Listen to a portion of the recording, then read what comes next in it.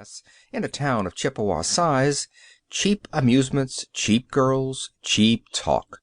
This last, unless the topic chanced to be of games or of things mechanical.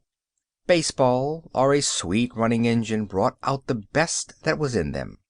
At their worst, perhaps, they stood well back in the dim, cool shade of the garage doorway to watch how, when the girls went by in their thin summer dresses, the strong sunlight made a transparency of their skirts. At supper time, they would growl to their surprised sisters, "Put on some petticoats, you. Way you girls run around, it's enough to make a person sick." Chug Scarrett escaped being one of these by a double margin. There was his business responsibility on one side, his very early history on the other. Once you learn the derivation of Chug's nickname, you have that history from the age of 5 to 25 inclusive. Chug had been christened Floyd. She had got it out of a book, but it was an appendix rather than an appellation. No one ever dreamed of addressing him by that misnomer, unless you except his schoolteachers.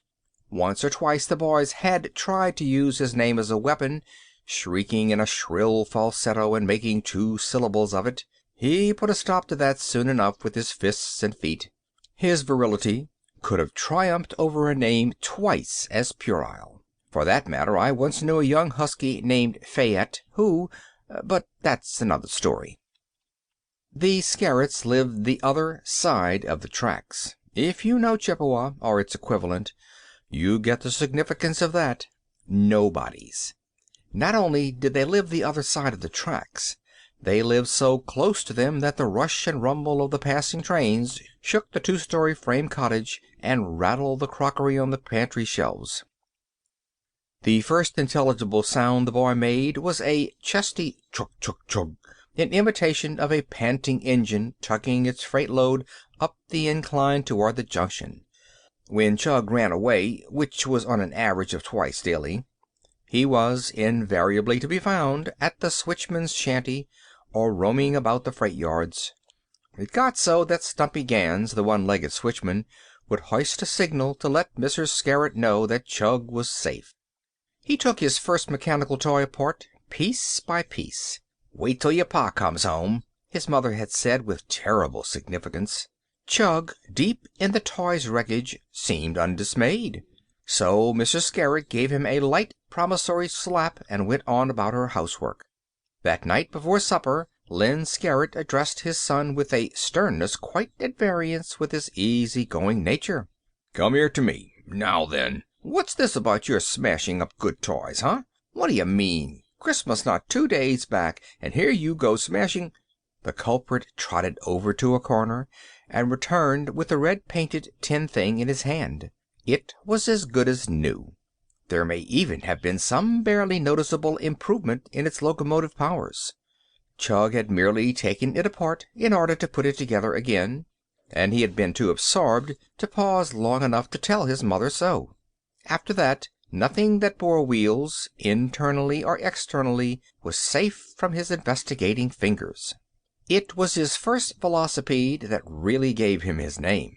As he rode up and down, his short legs working like piston rods gone mad, pedestrians would scatter in terror. His onrush was as relentless as that of an engine on a track, and his horse, chug chug dring dring, as he bore down upon a passerby, caused that one to sidestep precipitously into the gutter, and none too soon. Chug earned his first real bicycle, carrying a paper route for the Chippewa Eagle. It took him 2 years. By the time he had acquired it, he knew so much about bicycles, from ball bearings to handlebars, that its possession roused very little thrill in him. It was as when a lover has had to wait overlong for his bride. As Chug whizzed about Chippewa streets, ringing an unnecessarily insistent bell, you sensed that a motorcycle was already looming large in his mechanism-loving mind. By the time he was 17, Chug's motorcycle was spitting its way venomously down Elm Street, and the sequence of the seasons was not more inevitable than that an automobile should follow the motorcycle. True, he practically built it himself, out of what appeared to be an old washer boiler, some wire, and an engine made up of parts that embraced every known